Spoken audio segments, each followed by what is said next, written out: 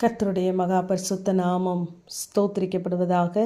118 சங்கீதம் 7 எனக்கு அனுகூலம் பண்ணுகிறவர்கள் நடுவில் கர்த்தர் என் பட்சத்தில் இருக்கிறார் என்று வாசிக்கிறோம். கர்த்தர் நமக்கு அனுகூலங்களை ஏற்படுத்தி தருகிறார்.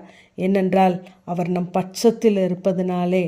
முந்தின வசனத்திலே பார்க்கும் பொழுது, கர்த்தர் என் பட்சத்தில் இருக்கிறார், நான் பயப்படேன், மனுஷன் எனக்கு என்ன செய்வான் என்று சொல்லுகிறார். கர்த்தர் நம் பட்சத்திலே இருப்பாரானால் நாம் எதற்கும் பயப்பட தேவையில்லை.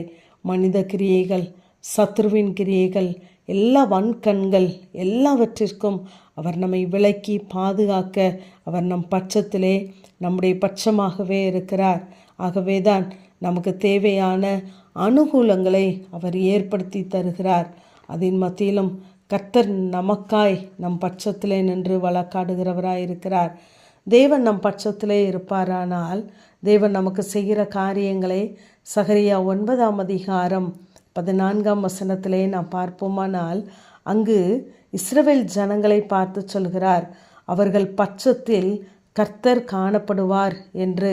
இங்கு இஸ்ரவேல் ஜனங்களை தங்களுடைய எதிரிகளிலிருந்து, பகைவர்களிடமிருந்து பாதுகாக்கிறார்.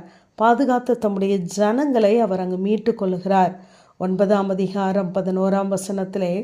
நான் உன் உடன்படிக்கையின் இரத்தத்தினாலே விடுதலை பண்ணுவேன் என்று சொல்கிறார்.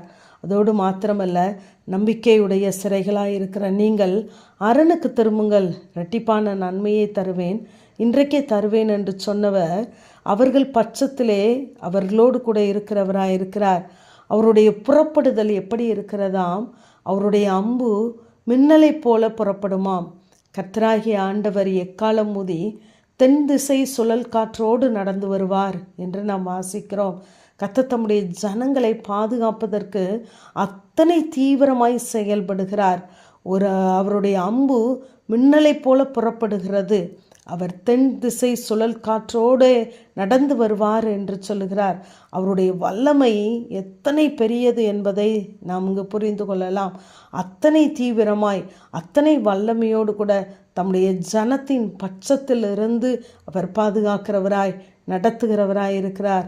அவருடைய காருண்யம் எத்தனை பெரியது என்று முடிவிலே நாம் வாசிக்கிறோம். ஆகவே சேனைகளின் கர்த்தர் தம்முடைய பிள்ளைகள் மத்தியிலிருந்து அவர் பாதுகாக்கிறவராய் இருக்கிறார். நம்முடைய சூழ்நிலைகளிலே யார் யார் நம் பட்சத்தில் இருக்க வேண்டும் என்று நாம் நினைக்கிறோமோ அவர்களெல்லாம் இருப்பதை காட்டிலும் தேவன் நம் பட்சத்தில் இருப்பாரானால் நமக்கு செய்ய வேண்டிய காரியங்கள் எல்லாவற்றையும் அவர் நேர்த்தியாய் செய்வார். ஏனென்றால் அவர் ஆபத்து நாளிலே அனுகூலமான துணையாளர், யுத்த நாளிலே நம்முடைய தலையை மூடுகிறவர், நம் ஏழைக்கு பலனும் எளியவனுக்கு திடனும் பெருவெள்ளத்திற்கு தப்பும் அடைக்கலமும் வெயிலுக்கு ஒதுங்கும் நிழலுமாயிருக்கிறார். யாக்கோப்பை பார்த்து பூச்சி என்று சொல்லி கரத்தை பிடித்தவர் அவனை உருவாக்குகிறார், அவனை நடத்துகிறார், அவனை வெண்கலமும் இரும்புமாய் மாற்றுகிறார். ஆகவே எப்ராயிமை நான் கைப்பிடித்தேன், எப்படி அவனை கைவிடுவேன் என்று சொல்லுகிறார். அவர் நெறிந்த நாணலை ஒருபோதும் முறிக்காத தேவன், மங்கி எறிகிற திரியை அணைக்காத தேவன். திக்கற்ற பிள்ளைகளுடைய வாழ்க்கையிலே அவர் சகாயராய் இருக்கிறார். மரண வாசல்களிலிருந்து நம்மை தூக்கி எடுத்தவர், உளையான சேற்றிலிருந்து தூக்கி எடுத்தவர், ஜலப்பிரவாகத்தின் மத்தியிலிருந்தே நம்மை தூக்கி எடுத்தவர், சிங்கத்தின் வாய்க்கும் கரடியின் வாய்க்கும் தப்புவித்தவர். இப்படி தேவன் நம் பட்சத்தில் இருக்கும் பொழுது அவர் செய்கிற காரியங்களை நாம் சொல்லிக்கொண்டே போகலாம். அத்தனை நல்ல தேவன் நம்மோடு கூட இருக்கிறவராய், நம்மை நடத்துகிறவராய் இருக்கிறார். ஆகவே தேவ சமூகத்திலே, தேவன் பட்சத்திலே நாம் நிற்போம். தேவன் நம் பட்சத்திலே இருந்து நமக்கு பட்சமாய் பேசுவதற்கு, நமக்காய் வழக்காட, நமக்காய் கிரியை செய்ய, நமக்காய் யுத்தம் பண்ண அவர் போதுமானவராகவே இருக்கிறார்.